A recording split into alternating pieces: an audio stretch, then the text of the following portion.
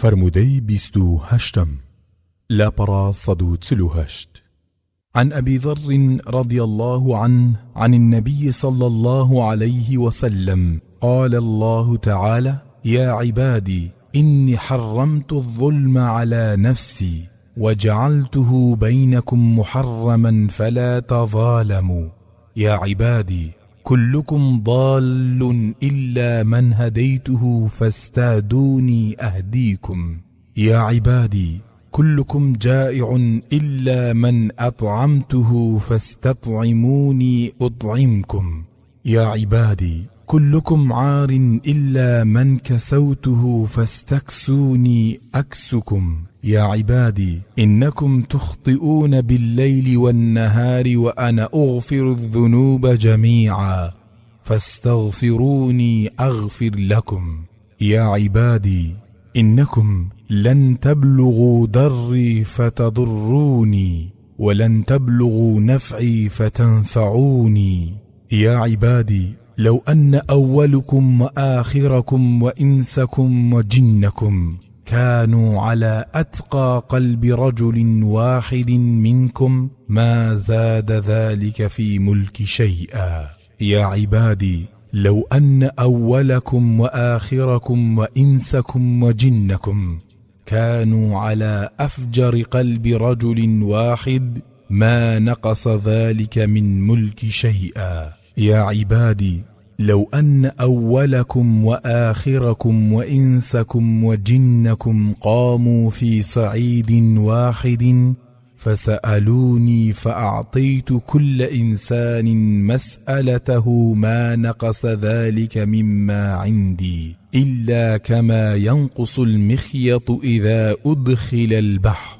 يا عبادي إنما هي أعمالكم أحصيها لكم ثم أوفيكم إياها فمن وجد خيرا فليحمد الله ومن وجد غير ذلك فلا يلومن إلا نفسه.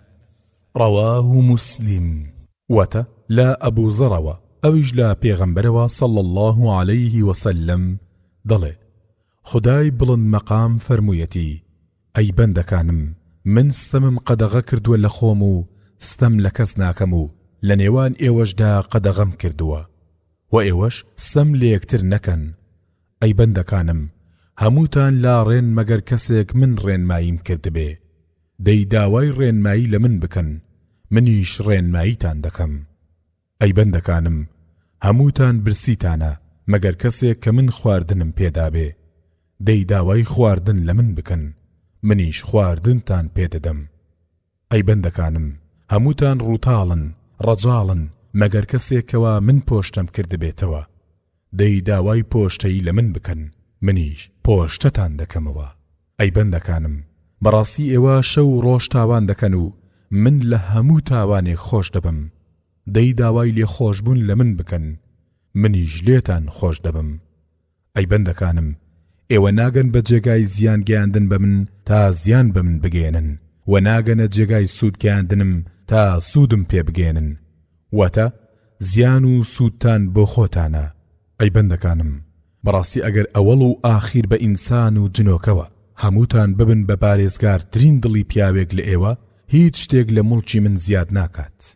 بەندەکانم بەڕاستی ئەگەر هەروەها هەمووتان ببن بە خراپترین دڵی پیاوێک کە لە ئێوە ئەوە لە مڵکی من هیچ شتێک کەم ناکاتەوە. ئەوە لە مڵکی من هیچ شتێک کەم ناکاتەوە.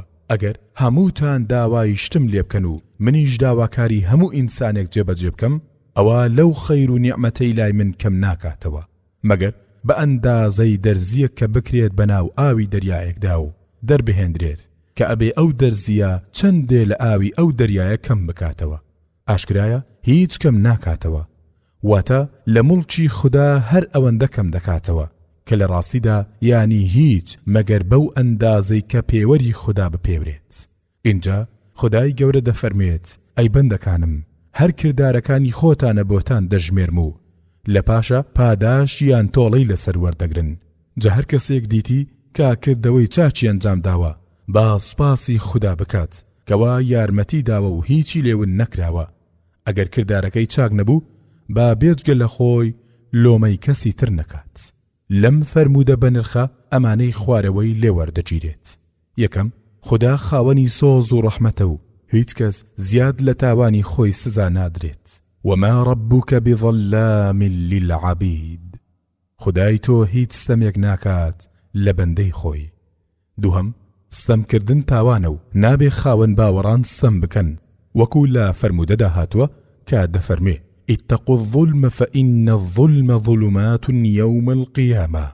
واتە خۆتان بپارێزن لە ستەم، بەڕاستی ستەم تاریکاییەکی زۆرە لە ڕۆژی قیامەتە. سێم، هەر خودایە ڕێنما و یارمەتیدەری مرۆڤ بەرەو خوداناسی، وەکو لە قورئاندا پەروەردگار لە ئاەتی 29 سوڕەی ئەتتەکویر دەفەرمێ وما تشاءون إلا أن يشاء الله رب العالمين. واتە ئێوە ناتوانن ئاوات و خواستی خۆتان جێبەجێ بکەن مەگەر خوددا ئارەزووی لێبێ کە پەروەردگاری هەموو خەڵکە. هەروەها بە پێغەمبەر صلى الله عليه وسلم دەفەرمێ إنك لا تهدي من أحببت ولكن الله يهدي من يشاء. واتە بەڕاستی تۆ ناتوانیت ئەو کەسەی کە خۆشت دەوێ مسلمانی کەیت، بەڵام تەنها خودایە باوەڕ ئەدات بەو کەسەی کە ئارەزووی لێبێت. ئەمەیش بەڵگەی بێدەسەڵاتی مرۆڤ نییە، بەڵکو بەڵگەی دەسەڵاتی بێ سنووری خودایە. خودایش ستەم لە کەس ناکات. هەر کەسێک خۆی لای خوای پێخۆش بێ، خودایش ئەوی زیاتر خۆش دەوێ و باشتر ڕێنمایی دەکات.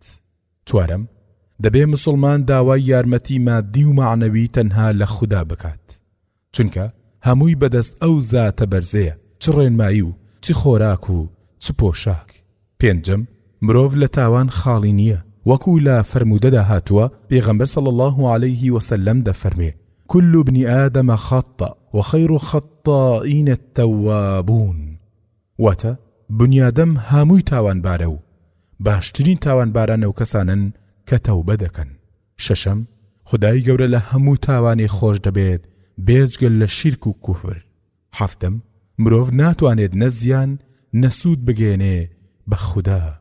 هەشتەم، چاکە و خراپەی مرۆڤ هەر بۆ مرۆڤە و بەس، وەکو لە قورئاندا پەروەردگار لە ئاەتی 46 سوڕەی فوسیلات دەفەرمێ من عمل صالحا فلنفسه ومن أساء فعليها وما ربك بظلام للعبيد. واتە هەر کەسێک چاکە بکات بۆ خۆیەتی و هەر کەسێکیش خراپە بکات ئەویش هەر بۆ خۆیەتی، و پەروەردگاری تۆ هیچ جۆرە ستەمێک ناکات لە بەندەکانی. نۆیەم، نیعمەتی خوددا فراوانە و سنوورێکی نییە مەگەر لە زانینی خوددا خۆیدا، هەروەکو لە ئاەتی 18 سوڕەی النەحل پەروەردگار دەفەرمێ وإن تعدوا نعمة الله لا تحصوها إن الله لغفور رحيم. واتە وأگەر نیعمەتەکانی خوددا بژمێرن بۆتان ناژمێردرێت، بەڕاستی خوددا لێبوردە و بەڕەحمە. دەیەم، هەر کەس لە گرەوی کردار و وتار و نیەتەکانی خۆیدا ئەگەر چاک بوو چاکە و ئەگەر خراپ بوو خراپە. پێویستەوە بزانین کە کەس بەکردەوەی خۆی شایستەی بەهەشت نییە، تەنانەت پێغەمبەرانیش، وەکو لە فەرموودەی ڕاست دەهاتووە. بەڵام کاتێک خوددا بەڕەحمی خۆی ڕێگای چوونە بەهەشتیدا، اینجا لەوێ هەر کەس بە گوێرەی کار و تەلاشی خۆی پاداشتی پێدەدرێتەوە، و لەگەڵ ئەو هەموو زیادەی کە خۆی بۆ هەر کردارێکی چاک بڕیاری داوە. بەڵێ بەڕاستی ئەم فەرموودەیە گەلێ سوودی تێدایە، بەڵام ئێمە هەر بەوەندە ماناکەی و ئەو دەخاڵە وازی لێدەینین و بەشی زیرەکی و ژیری ئێوەی ئازیزمان بەجێ هێشتووە و دەڵێن ربنا آتنا في الدنيا حسنة وفي الآخرة حسنة وقنا عذاب النار.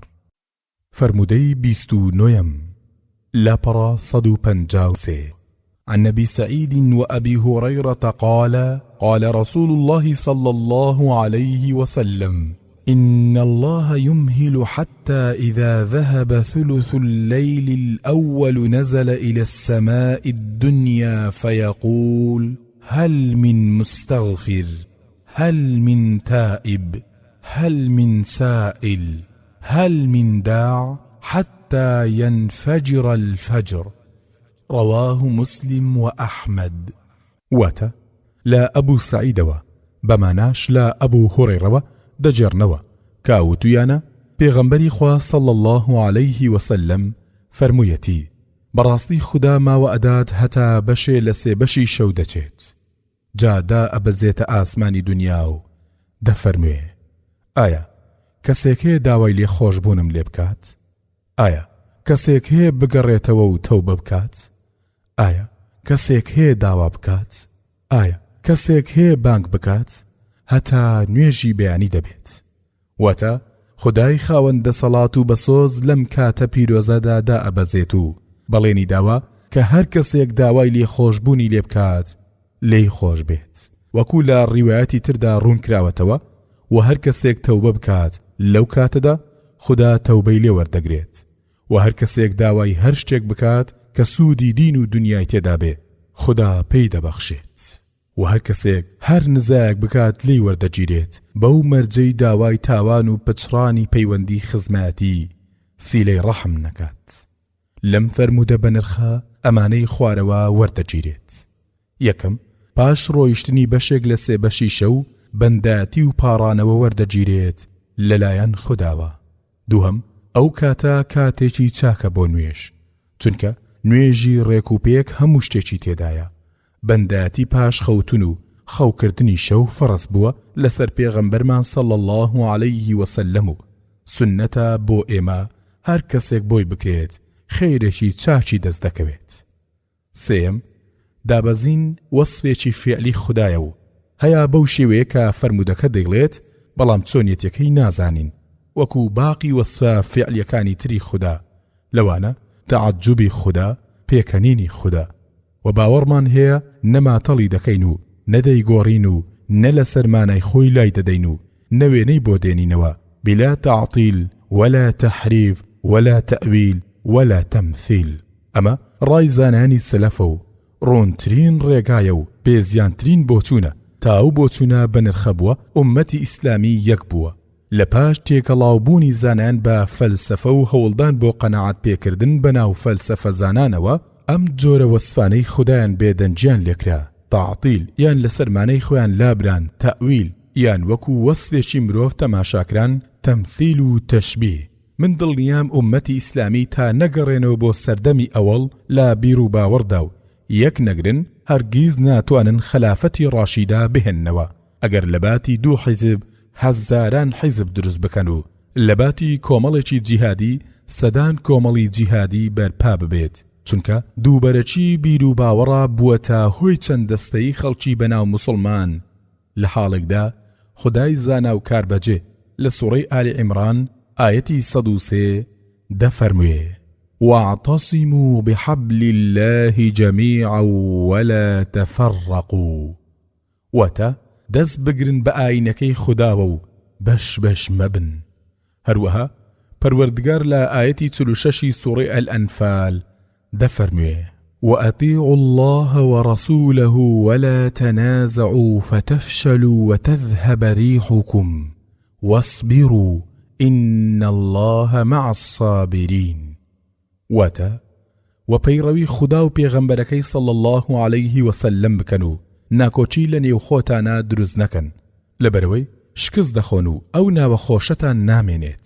ئەگەر شتانێک هاتە نێوانتانەوە و بەدڵتان نەبوو خۆ بگرن و شەڕ و ئاژاوت دروست مەکەن. بەڕاستی خوددا لەگەڵ خۆ گراندایە.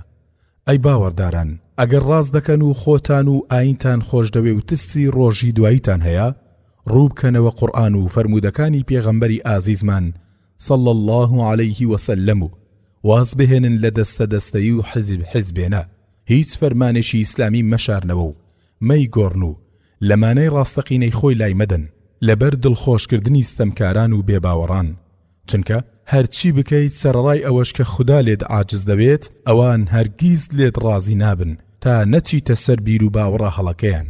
بەڕاستی ئیسلام خێر و بەرەکەتە بۆ هەموو کەس کەواتە بە بۆنەی حزب حزبێنەوە بچووکی مەکەنەوە.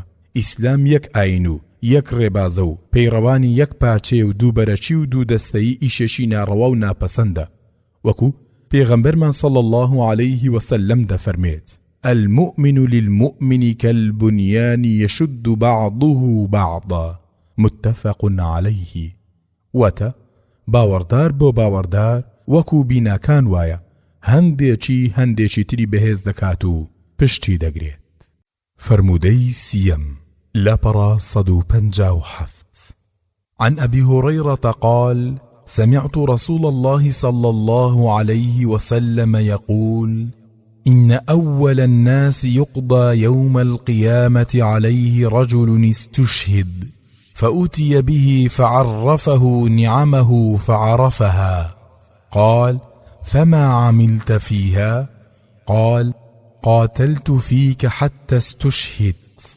قال كذبت ولكنك قاتلت لأن يقال جريء، فقد قيل ثم أمر به فسحب على وجهه حتى ألقي في النار. ورجل تعلم العلم وعلمه وقرأ القرآن فأتي به فعرفه نعمه فعرفها قال فما عملت فيها؟ قال تعلمت العلم وعلمته وقرأت فيك القرآن.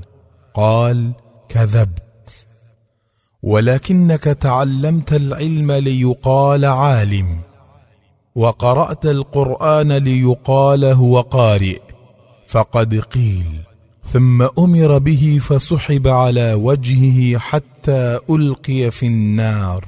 ورجل وسع الله عليه وأعطاه من أصناف المال كله فأتي به فعرفه نعمه فعرفها قال فما علمت فيها؟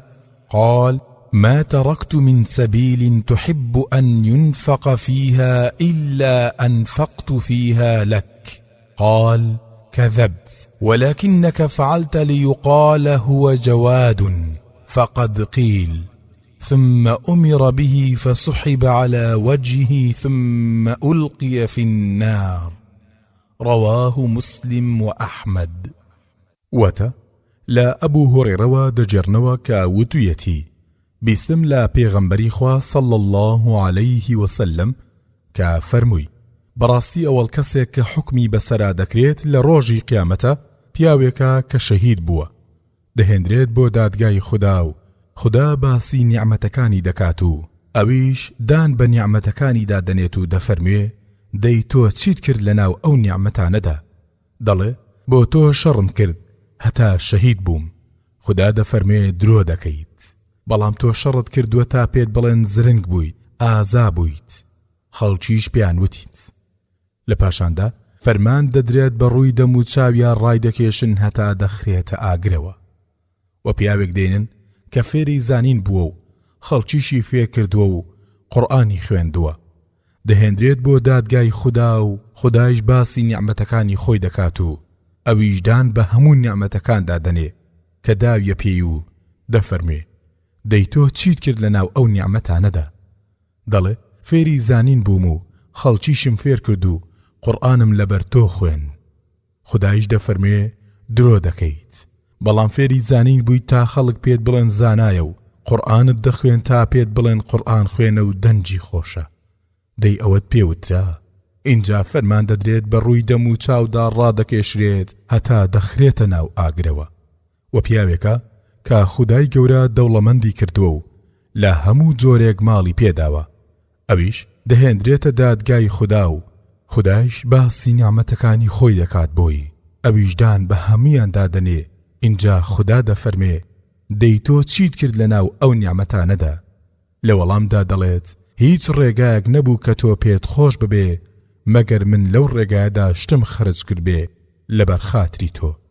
خدا دەفەرمێ درۆ دەکەی، بەڵام بۆیە و خەرجێت کردووە تا پێت بڵێن پیاوێکی سەخی و دەستکراوەیە. دەی پێدوترا ئەمەش هەر وەکو دووەکەی پێشخۆی فەرمان دەدرێت و بەڕوودا ڕادەکێشرێت تا دەخرێتە ناو ئاگرەوە. واتە پێویستە مرۆڤ هەرچی دەکات لەبەر خاتری خدا و ڕەزامەندی ئەو بێ و چاوەنواری سوپاس لە کەس نەکات و لەبەر چاو و دڵی خەڵک نەبێ و کەس نەکات بە هاوبەشی خدا لە ئیش و کارەکانیدا. ئەمانەی خوارەوە لەم فەرموودە گرنگەوە وەردەگیرێت. یەکەم، دادگای خدا پێشەچی لە پیاوە ناودارەکان و دەست پێ دەکات.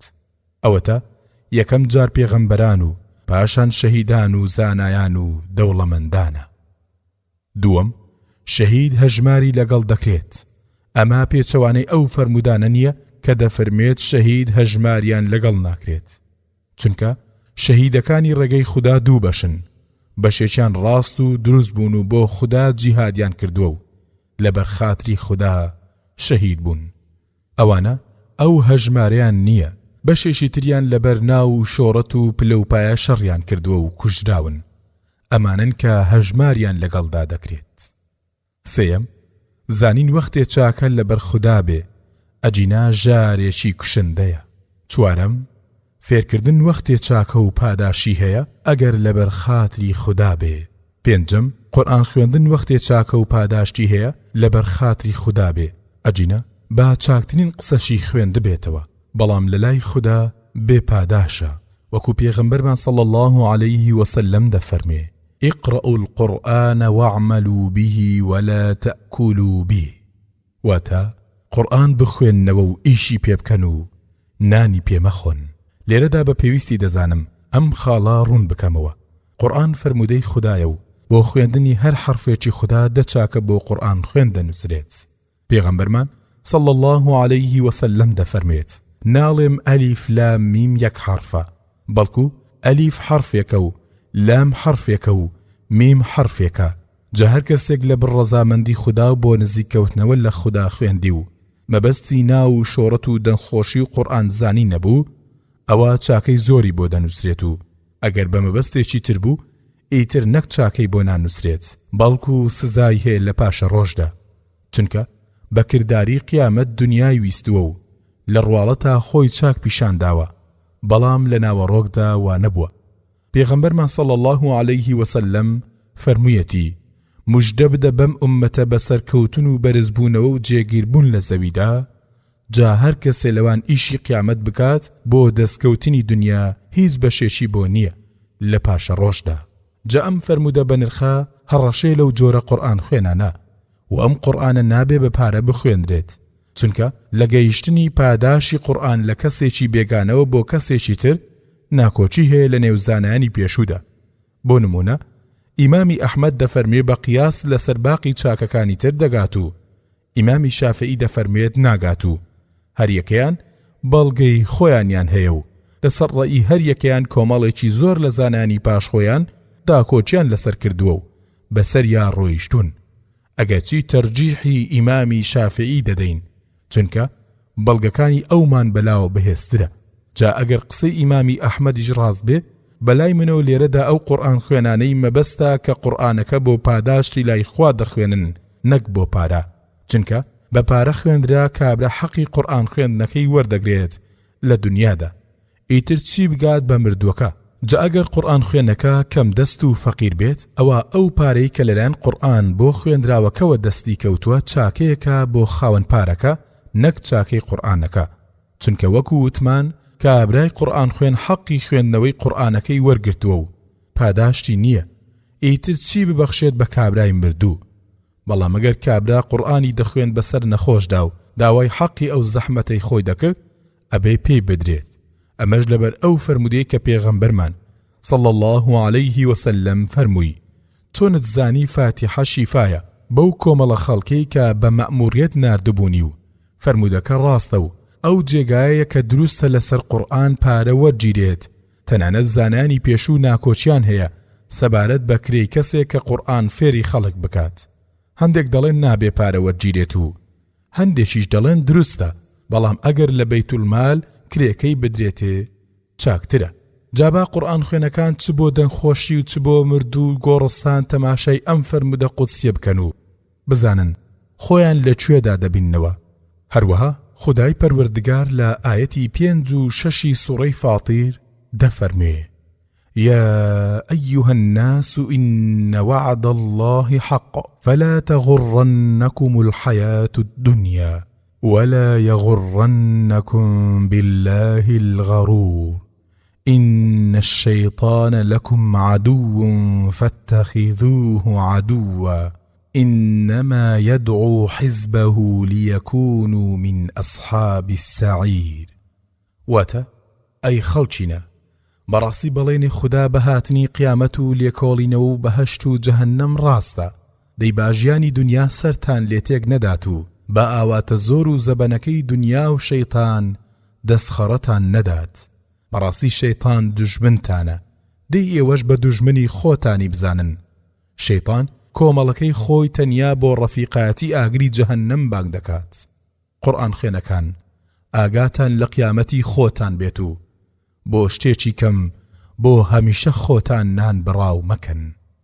فرمودەی 31 لاپەڕە 163 عن عبادة بن الصامت رضي الله عنه قال: سمعت رسول الله صلى الله عليه وسلم يقول: إن أول ما خلق الله القلم فقال له: اكتب. قال: ربي وماذا أكتب؟ قال: اكتب مقادر كل شيء حتى تقوم الساعة.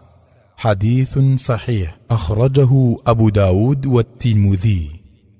واتە لا عوبادەی کوڕی سامیتەوە دەجێڕنەوە کە وتویەتی بیستومە لە پێغەمبەری خوا صلی الله عليه وسلم کە دەفەرموێ بەڕاستی ئەوەڵ شتێک کە خوددا دروستی کرد قەڵەم بوو. اینجا پێی فەرموو بنووسە. وتی ئەی پەروەردگارم چی بنووسم؟ فەرمووی ئەندازەی هەموو شتێ بنووسە هەتا قیامەت. ئەمانەی خوارەوە لەم فەرموودەوە وەردەگیرێت. یەکەم ئەو شتە شاراوانەی کە پێویست بێ بۆ ئەم ئوممەتە پێغەمبەرمانی لێ ئاگادار کراوە.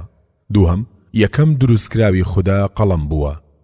سێیەم فراوانی و بەربڵاوی زانینی خوددا کە پێش پەیدابوونی ئەم هەموو دروستکراوە بچووک و گەورە و جۆرا و جۆرە خۆیان و ئیش و کاریان و سەرنجامیانی نووسیوە. لە ڕیوایەت دەهاتووە کە ئەو نووسینە 50,000 ساڵ بەر لە دروستبوونی زەوی و ئاسمان بووە. ئەمەش بەڵگەی زانایی و ئاگایی بێ سنووری خوددایە و مانای ئیجباری نییە، چونکە خوددا دەزانێت کە ئەو مەخلوقەی خۆی دەکرێت بە سەرپشک وەک ئینسان و جنۆکە کاتێ دەبێ و باڵغ دەبێ ئابە و شێوەیە ڕەفتار دەکات.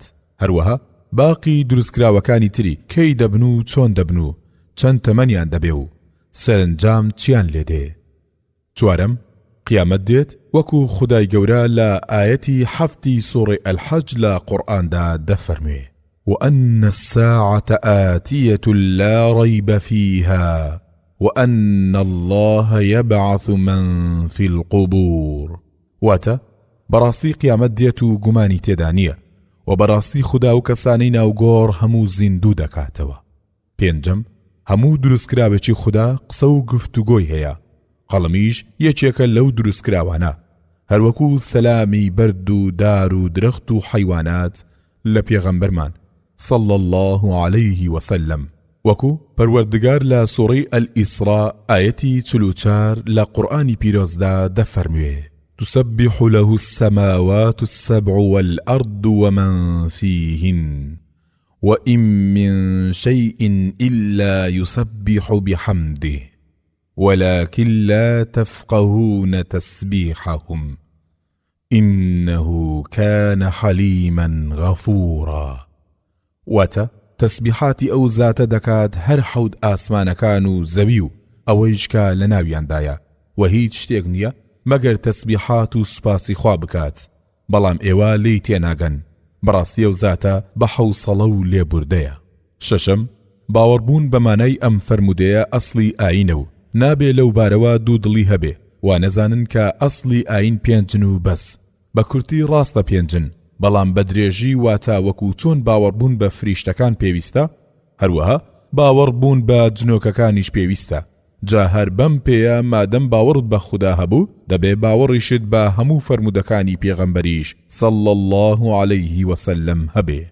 هەفتەم پێغەمبەرمان صلی الله عليه وسلم دەفەرموێ خوددا قسە دەکات لەگەڵ قەڵەمدا، باوەڕ دوا بێ و گوێ لە فەلسەفە چەواشەکەی یۆنان مەگرە و قسەی کەس مەکە بە ترازووی ڕاستی و ناڕاستی فەرمودەکانی پێغەمبەرمان صلی الله عليه وسلم، بەڵکو بە پێچەوانەوە فەرمودەکانی پێغەمبەرمان صلی الله عليه وسلم بکە بە ترازوو قسەی خەڵکی تری پێدا بچێشە. هەرچی ڕاستە تووە ڕاستە، ئەجینە قسەی پوچی بێناوەڕۆکە، وەکو پەروەردگار لە سوڕەی الحەشر ئاەتی 7 دەفەرموێ: وما آتاكم الرسول فخذوه وما نهاكم عنه فانتهوا واتقوا الله إن الله شديد العقاب. وأويكا بيغمبر صلى الله عليه وسلم بيتان دادات وريقرنو أويكا إويلي قد غدكات وازي لبهنن ولخوا بترسن براستي خدا تولي زور تندا. هشتم ئەم فەرموودا دەبێتە هۆی نەترسانی باوەڕدار لە ڕزق و لە ئەجەل، چونکە دەزانێ ئەمانە دیاری کراون و کەس ناتوانێ بیان گۆڕێت و خۆی لە حەسادەت و ترسنۆکی و ڕژدی دەپارێزێ، چونکە دەزانێ هیچ کام لەمانە سوودێکی پێنادات، بەڵکو بە پێچەوانەوە لە بەرچاوی خەڵک دەکەوێت و لە ناو خەڵکە بە سوچی ناوی دەبەن و تەماح ناکاتە شتی حرام بۆ خۆ دەوڵەمەندکردن، چونکە دەزانێ هەموو شت تەواو بووە و ئەرچی سەرشانی ئەم بەندێ ژیری خستنەکارە و ڕاست ڕۆیشتنە و هیچی تر.